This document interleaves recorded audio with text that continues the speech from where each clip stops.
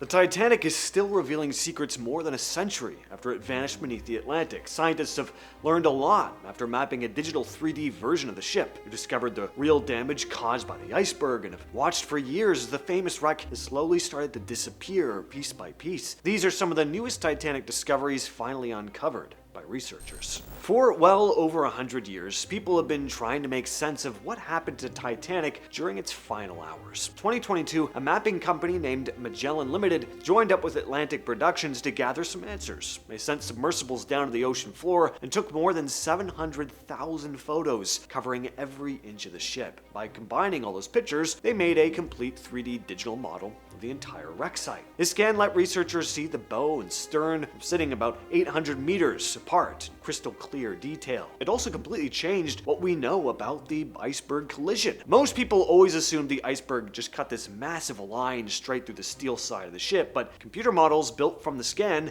showed something a little different. But more detail on that in a bit. Parks Stevenson, a Titanic analyst, pointed out, quote, "Titanic is the last surviving eyewitness to the disaster, and she still has stories to tell. Having a comprehensive view of the entirety of the wreck site is key to understanding what happened here." The scan brought up clear visual proof that matches original survivor stories. Investigators spotted a smashed porthole, showing water and ice blew directly into passenger cabins right after impact. Over at the stern, they found an open steam valve. That open valve proves steam kept flowing to the electrical generators as the ship sank. The crew kept working down in the dark generator rooms to keep the electricity on as long as possible. As Park Stevenson continued, they kept the lights and the power working to the end to give the crew time to launch the lifeboats safely with some light instead of in absolute darkness, unquote. But this 3D scan has been incredibly important for researchers. Eventually, the wreck's gonna break down completely, but at least they have this digital backup now. As promised though, here's more detailed information on what the 3D scan revealed about the iceberg.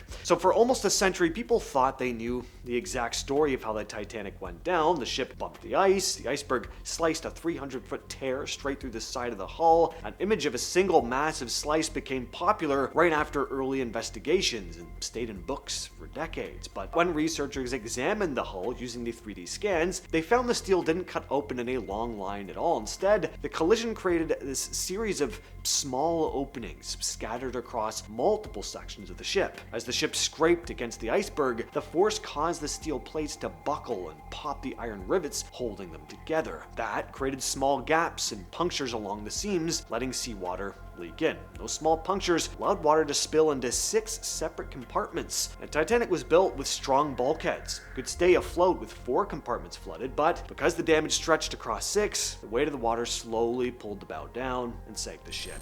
The front railing of Titanic is easily one of the most recognizable spots on the entire ship, mostly because millions of people know it from the 1997 movie. But that classic view recently vanished. During a 2024 trip down to the wreck, researchers pointed their cameras at the front section of the ship and found a huge missing gap. A 15-foot section of the bow railing had completely snapped off and dropped down to the seafloor. Scans from older dives showed the metal weakening and leaning outward over the last few decades. The 2024 team used their deep-sea cameras to scan the mud directly under the bow and spotted the piece lying right in the sand. But this shows just how fast the ship's breaking down. When Robert Ballard first found Titanic in 1985, the hull looked surprisingly intact, but metal-eating bacteria and ocean currents are constantly chewing away at the steel frame. Inside Titanic's first-class lounge sat a bronze statue called the Diana of Versailles, which was a smaller copy of an ancient Roman sculpture showing the goddess of hunting. The ship broke apart and sank, the lounge collapsed, and the statue disappeared somewhere into the dark debris field. Explorers snapped a quick photo of the statue back during a 1986 dive, but underwater navigation back then wasn't accurate enough to mark the exact spot, so it ended up getting lost in the mud for nearly 40 years. Finding one specific bronze statue in a field scattered over 12,000 feet deep is like trying to find a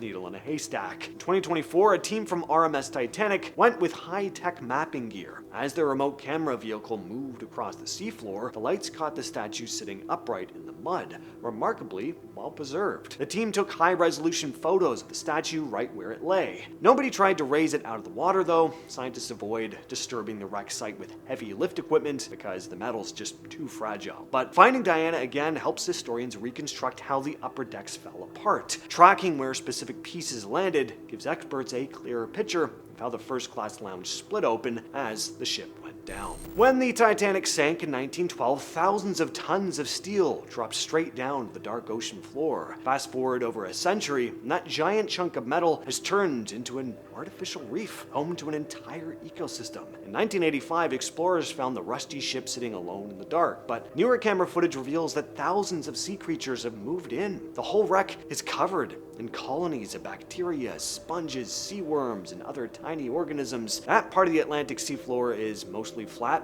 soft mud where creatures don't have much to hold on to. The wreck, the Titanic, gave them a massive hard steel surface right in the middle of what is basically an underwater desert. Marine scientists have been studying these organisms to see how human structures break down in deep water. They discovered that specific ocean bacteria actually feed directly onto the iron side of the steel hull. As they digest the metal, they leave behind these long, drippy rust formations that hang off the ship. Comparing old dive footage to new video, it's pretty clear that nature is slowly taking over the wreck. More on those little icicle things, though. When search teams first reached the Titanic, they noticed strange orange formations hanging off the steel decks and railings. They looked like these reddish icicles made of rust. So scientists started calling them Rusticles. They aren't just simple rust patches caused by salt water. Lab tests showed Rusticles are actually living colonies made of millions of these iron-eating bacteria working together. These tiny microbes feed directly on the steel structure of the ship, and as they eat through the metal, they spit out rusty mineral waste that hardens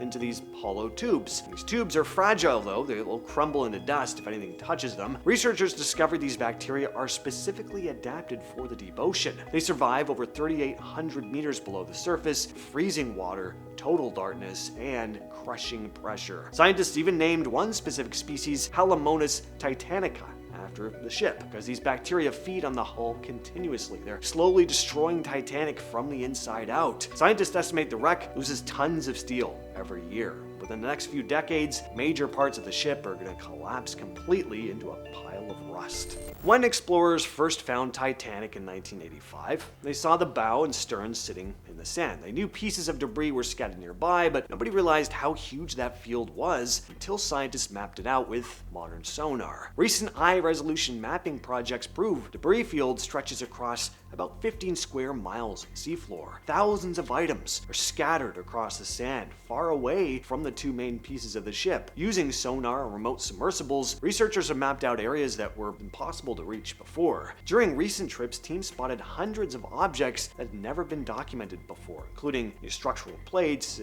machinery, most hauntingly, all the personal stuff, suitcases, shoes, kitchen dishes lying in the mud miles away from the main wreckage. Exact layout of these items helped scientists reconstruct how Titanic fell apart on its way down. Heavy pieces like boilers dropped straight to the bottom. Lighter items drifted with the ocean currents as they sank, spreading out across the seafloor. For decades, historians debated how Titanic broke apart as it sank. Some survivors said the ship snapped in two at the surface. Others said it sank in one piece. Finding the bow and stern sitting miles apart in 1985 proved it broke up, but researchers wondered if other large sections tore away during the descent. Well, in 2010, an expedition using high-powered sonar mapped the whole debris field and found a massive section of hull lying completely by itself in the mud. Scientists nicknamed it the Big Piece. This section measures about 24 feet by 12 feet and weighs over 15 tons. It was originally part of the outer steel hull near the area where the ship snapped in two. The piece broke off near the surface and drifted down to the seafloor on its own. Finding the big piece gave researchers a look at Titanic's original construction. Since it landed away from the main wreck, it wasn't buried under piles of debris and it wasn't covered in the heavy rusticle growth, so scientists could examine the steel plating, rivet lines, all the construction methods up close. And that's been the video. I'll catch you, yes, you specifically, in the next one.